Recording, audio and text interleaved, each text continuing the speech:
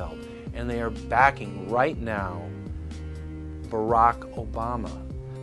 The banking cartel had established a beachhead in 1913 through the Federal Reserve Act.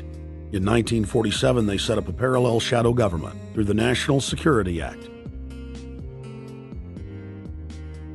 From 47 on, the national security state began the long process of absorbing federal and state bureaucracies, while at the same time undermining the constitutional power of Congress and dominating the executive branch. By controlling the issuance of currency and credit, the private Federal Reserve was able to buy up most of the Fortune 500. And if a company wouldn't sell, the bankers would unleash federal regulators to run them out of business. Private central banks in Europe, the United States, and England took taxpayer money and loaned it at over 30% interest to third world nations. The bankers would then bribe the leaders of those countries not to pay back the loans. Their third world puppets would sign agreements stating that when the country defaulted, the banks would be given all the natural resources and infrastructure of the once sovereign lands. But worst of all, the countries would pledge future taxes paid by the people in perpetuity as profit to the private banks.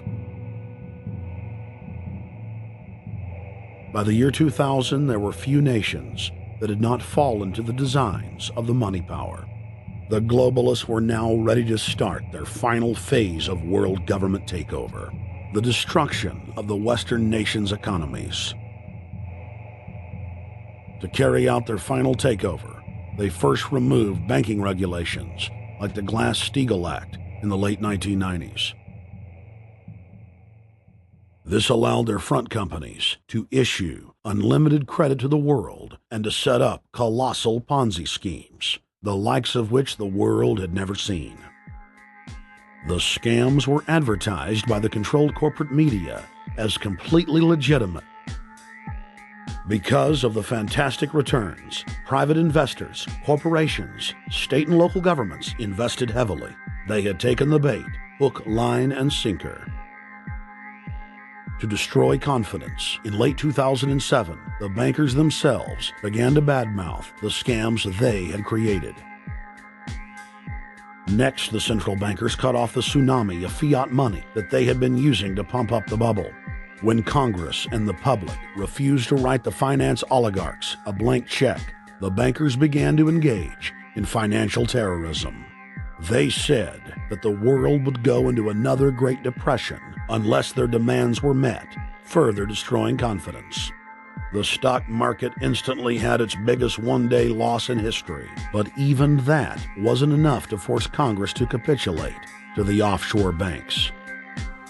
Senator Inhofe of Oklahoma and Congressman Brad Sherman of California, amongst others, told the world that the entire Congress had been threatened with martial law by the White House and the Treasury Department if they didn't pass the so-called banker bailout bill.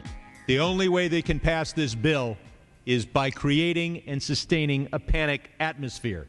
That atmosphere is not justified. Many of us were told in private conversations that if we voted against this bill on Monday, that the sky would fall, the market would drop 2,000 or 3,000 points the first day, another couple thousand the second day, and a few members were even told that there would be martial law in America if we voted no. That's what I call fear-mongering. Unjustified. The final version of the bill was kept secret from the Congress until minutes before the vote on October 3, 2008.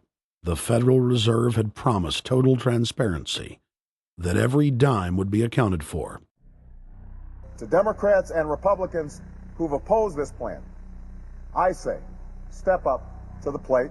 Let's do what's right for the country at this time, because the time to act is now. To prevent the possibility of a crisis turning into a catastrophe. After its passage, the public learned with horror that the bill was really a financial coup d'etat by Wall Street. The bill didn't just give $700 billion to the banks. It was a blank check. And as of February 2009, $9.7 trillion has disappeared into a black hole. Within 24 hours of its passage, Secretary of Treasury Henry Paulson said they were no longer going to use the money to unfreeze the mortgage market by buying bad debt. We went to Congress. Illiquid assets look like the way to go. As the situation worsened, the facts change. I will never apologize for changing an approach or strategy when the facts change. Paulson has, in the meantime, admitted that the subprime mortgage crisis is not the cause, really, of the breakdown of the entire world banking system and the bankruptcy of most of the banks in London and in Wall Street. He said, oh, we're going to buy up toxic assets, but we're not going to worry about subprime mortgages. What he's talking about is derivatives. Derivatives are the center of the crisis. He went on to say that where the money was going was a secret. I believe that banking institutions are more dangerous to our liberties than standing armies. If the American people ever allow private banks to control the issuance of their currency, first by inflation, then by deflation, the banks and corporations that will grow up around the banks will deprive the people of all property until their children wake up homeless on the continent their fathers conquered.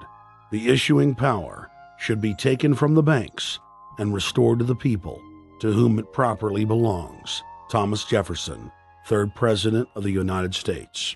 Secretary Paulson came in with the Vice President and Fed Chairman Bernanke and made all these assurances that there was absolutely a critical, immediate need to get rid of the corrosive derivative products, all the different names for this, ubiquitous, sub-S, retraded credit default swap, blah, blah, blah, blah. Okay? But they talked about them as though they knew what the hell they were. You got the money and you immediately said, what items, what auction? Now, the Treasury just basically cut that out of the bill. And what we have here is a situation where banks are hoarding the money that they're getting from the TARP. They're using the money to purchase other banks. And all of a sudden, the Treasury sent a signal to the banks, forget about it. We're going to give you the money that you want, and you do what you want with it. Unless you direct it specifically, it's not going to happen. I don't think anyone questions, Mr. Kashkari, that you're working hard. Our question is who you're working for. Throughout its passage, President Bush and Senator Obama worked in tandem to get Congress to pass the bill without even having time to read it, despite the fact that in major polls, 98% of the American people were against the bill. The leadership in both parties were for it. And I really want to commend Barack Obama, because as we were involved in the this and that and different provisions of the bill to persuade people, he really gave them confidence that this was the right decision for the American people, even though it wasn't, in our view, a great bill for them to vote on. I want to take a particular moment to also thank an individual who's not here, and that is Barack Obama, who made numerous calls not only to all of us, but to members of our caucus, and helped us gather the votes on the Democratic side to pass this legislation. Bank heads then bragged to the press that they were hoarding the bailout money and using it to buy up smaller, healthy banks and insurance companies. Their plan was working like a charm. Next, the central bankers loaned the federal government back $787 billion of our own money at interest for President Obama's so-called stimulus package. And just like the banker bailout, Congress was given less than an hour to read the 1,070-page-plus stimulus bill. Barack Obama, who had pledged on the campaign trail to wait 5 days before a bill could be voted on so that the Congress and the people could have a chance to read it, said that the stimulus was too important and it had to be passed before anybody could see it or read it, or the crisis would turn into a catastrophe. Doing little or nothing at all will result in even greater deficits, even greater job loss, even greater loss of income,